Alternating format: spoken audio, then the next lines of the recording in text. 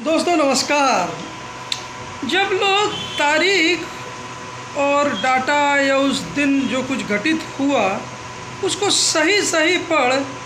पूरे के पूरे बैकग्राउंड या इतिहास को ही झुटलाने या उसको लेस वेटेज देने पे आमदा हो जाएं, तो मुझे अपनी याददाश्त, बची हुई खुची याददाश्त का सहारा लेना पड़ रहा है। शायद तारीखें गलत हों, कुछ शायद इवेंट्स कुछ ऊपर नीचे हो जाएं, लेकिन जिस इतिहास का मैं जिक्र करूंगा वो वास्तविक इतिहास के करीब ही होगा। जी हाँ, दरअसल महात्मा गांधी जी से पहले गांधी जो थे वो तो विश्व पटल पे तभी आ गए थे जब साउथ अफ्रीका में, एक अनजान कंट्री में, वो अपने लोगों के लिए, जी हाँ, अपनी गरीब जनता के लिए जो मद्रास या तमिलनाडु के समुद्र तट से भेज दिए जाते थे वहाँ पर माइग्रेंट्स की तरफ, उनके सिविल राइट्स के लिए उन्होंने शायद दशकों संघर्ष किया। जी हाँ, बैरिस्टर गांधी जब अपने जवानी में हेडे में थे तो वो तो एक मुस्लिम व्यापारी हुआ करते थे वहाँ, शायद इंडियन ओरिजिन के ही। उनके कार्य देखने, कुछ मामलात को देखने के लिए वो बेचारे पहुँचे थे और उम्मीद हो रही थी कि जल्द आ जाएंगे। वो तो कमाने गए थे, पर वहाँ जो उनको कचोड़ गया वो था हम भारतीय, हम इंडियन ओरिजिन्स के लोगों को, गरीब जनता के लोगों के साथ जो वहाँ अन्याय हो रहा था, जो उनके सिविल राइट्स के साथ नाइंसाफ़ी हो रही थी, या सिविल राइट्स थे ही नहीं, शायद मैरिज तक के भी वहाँ पे चीज़ें अलाउ नहीं थी। बाध्य मैरिज जो थी, जो मैरिज का इंस्टीट्यूशन था यहाँ तक, वो भी लॉफुल नहीं था। जी हाँ, वो गांधी एक अनजान देश में और उसी अंग्रेजी सत्ता में जो क्रूर थी, और अपने जो वहाँ के स्वयं के लोग थे उनसे भी वो काफ़ी दूर ही थे, लेकिन अपने लोगों में के लिए वो वहाँ उस सत्ता से, उस नेट फोर्स से लड़ बैठे और फोर्स एक तरफ हो, वो अपने साहस से, अपने आत्म सम्मान, संयम और सहने की शक्ति से, अहिंसा जो उनका मूल मंत्र है, जो वो उनकी पूरी थ्योरी है, उसका डेवलपमेंट तो वहीं साउथ अफ्रीका में भी तो हुआ ना। नेटल और ट्रांसवर्सल में आवाजाही इत्यादि में, काल कोठरी में, जिस यहाँ खिड़की ना हो, अंधियारे में बंद हो गए शायद महीना दिन या 15 दिन गांधी, और अंत में उनके इस स्ट्रगल को वास्तव में पूरे विश्व ने देखा, और वास्तव में उस अनजान से जमी पर उनके द्वारा किया गया स्ट्रगल जो था, वो वास्तव में उसकी बहार जो आई वो भारत में आई। भारत ही नहीं, विश्व लेवल पर आई। और जब उनका एडवेंट हुआ, वो ऑलरेडी शायद 60s में हो गए थे, या 50s या 60s में हो गए थे, मुझे कायदे से याद नहीं, शायद 60s में ऑलरेडी थे वो। और वो 50s में ऑलरेडी 50s में थे वो अपने उसमें।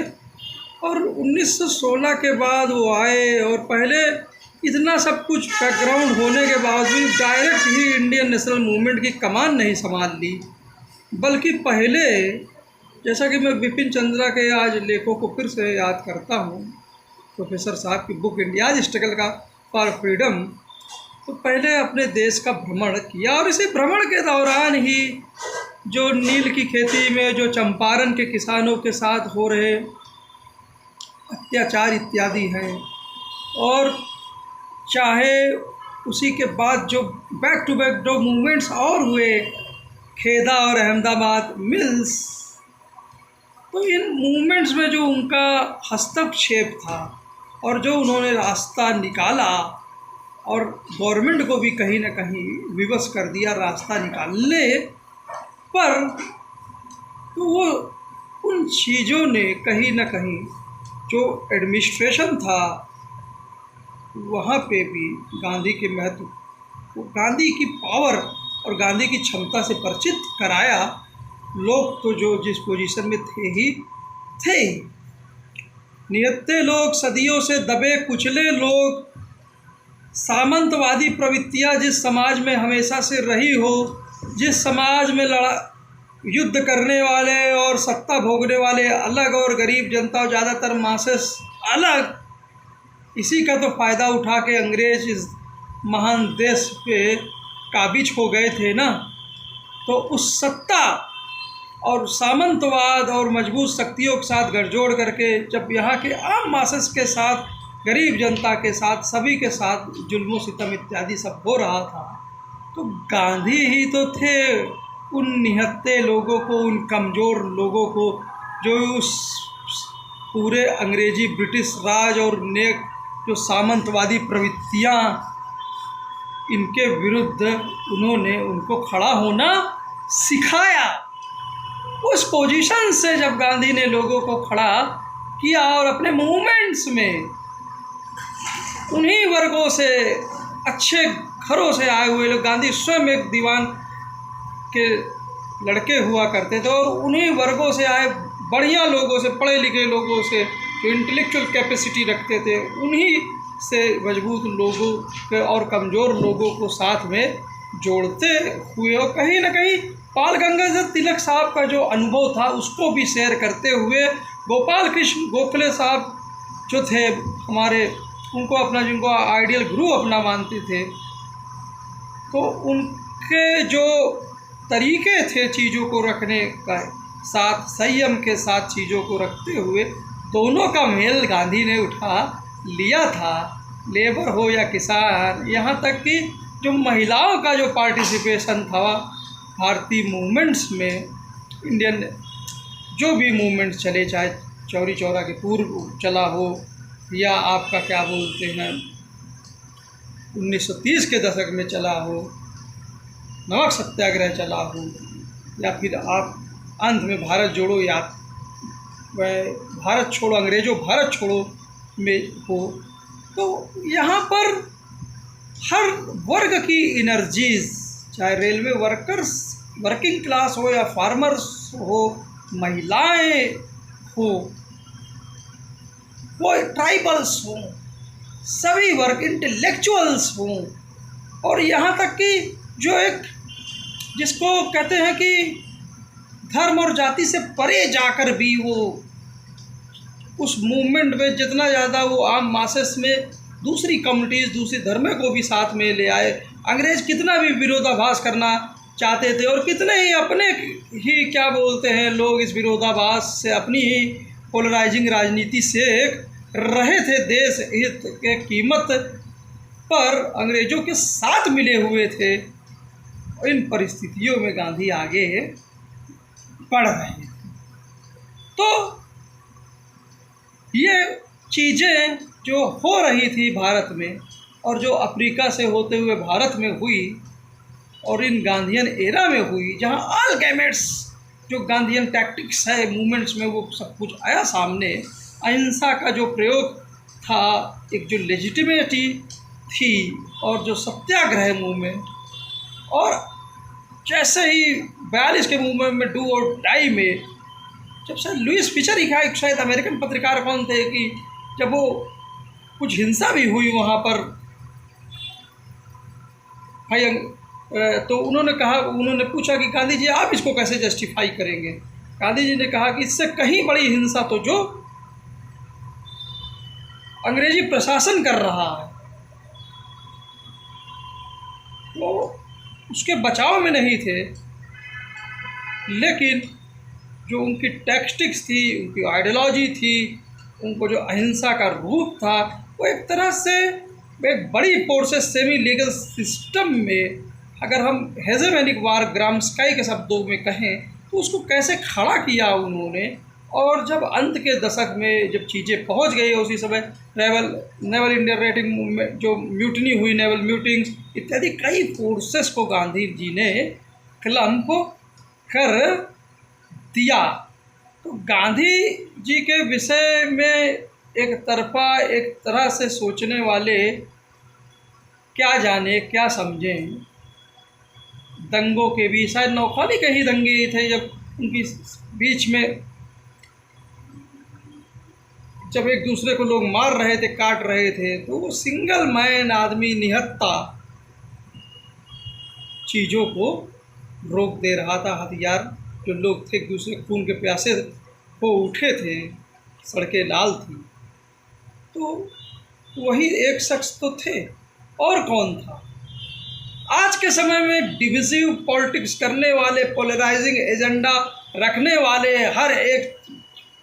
चीज़ में लोगों को लड़ा के चीज़ों को गुमराह करने वाले और हित किसी दूसरे लोगों का साधने वाले गांधी के विषय में कुछ डेट और कुछ एक आध की क्या कहते हैं वीडियो सीडियो रील पील बता के कि उसकी वजह से ये सब लोग जाने, वो क्या बोल पाएंगे, क्या समझ पाएंगे गांधी हमारे महात्मा गांधी जी को। अरे उनके मूल्यों को ही समझ लेते, अपने हिसाब से ही समझ लेते, तो आज के जो बड़े बड़े कारपोरेट है ना, अगर उनका ट्रस्टीशिप मॉडल जो समझ लिए होते और उन्हीं का जो ग्रामीणियन जो एक तरह का इंडस्ट्री का मॉडल था, उसके साथ कुछ चीज़ें आपस में क्लम्प कर लिए होते, तो अनऑर्गेनाइज सेक्टर इतना डिस्ट्रेस में ना होता, एम्प्लॉयमेंट की इतनी समस्याएं ना होती, महंगाई और असमानता वहाँ ना होती, और चंद कुछ कारपोरेट नहीं, बहुत से और कारपोरेट, बहुत सी कंपनियाँ जो है मजदूर वर्ग के साथ, अपने किसानों के साथ, कंज्यूमर के साथ बहुत अच्छे सामंजस्य में होती। कुछ ट्रस्टीशिप, गांधीयन ट्रस्टीशिप मॉडल को ही समझ लिए होते, जिनकी मदद कहीं ना कहीं इस तरह के डिविजिव पॉलिटिक्स और एजेंडा करके इनडायरेक्ट वे में करते आ रहे हैं चंद लोगों के लिए, जो चंद लोगों का फ़ायदा कर रहा है। लेकिन बहुत से जो कहीं ना कहीं जो हमारे संविधान के मूल भावना है, जो डायरेक्टिव प्रिंसिपल्स है और जो हमारे लोगों के फंडामेंटल राइट्स हैं, उनको कहीं ना कहीं नेगेट कर जा रहा है असलियत में। महात्मा गांधी के विषय में कौन क्या बोल रहा है, और मुझे बहुत दुख होता है या हंसी भी आती है। गांधी के तो उसी दिन पटल में थे ना, जब अनजान, वैसे एपिसोड में शुरुआत में बताया, साउथ अफ्रीका में है किसी के अंदर ऐसा गट्स, उन परिस्थितियों में कुछ माइग्रेंट जो यहाँ से गए थे, उनके लिए एक अनजान देश में एक क्रूर सत्ता के सामने खड़े होने की हिम्मत, साहस, इस तरह से इतना खुद को अपने ऊपर कष्ट देते हुए परख थी। और एक जो हमेशा प्रश्न उठता है, गांधी जी, पटेल जी और नेहरू जी दोनों को ही अपना पूरी तरह से वो मानते थे। संगठनात्मक शक्ति, संगठन में जो चीज़ें थी, जो वो पटेल जी के साथ थी, लेकिन नेहरू की जो इंटेलेक्चुअल थी, मासेस में जो अपील थी, इंटरनेशनल आउटलुक था और जो यूथ था, उससे गांधी ही नहीं पटेल भी सहमत थे। इसी शब्दों के साथ मैं आज के अपने इस एपिसोड को ख़त्म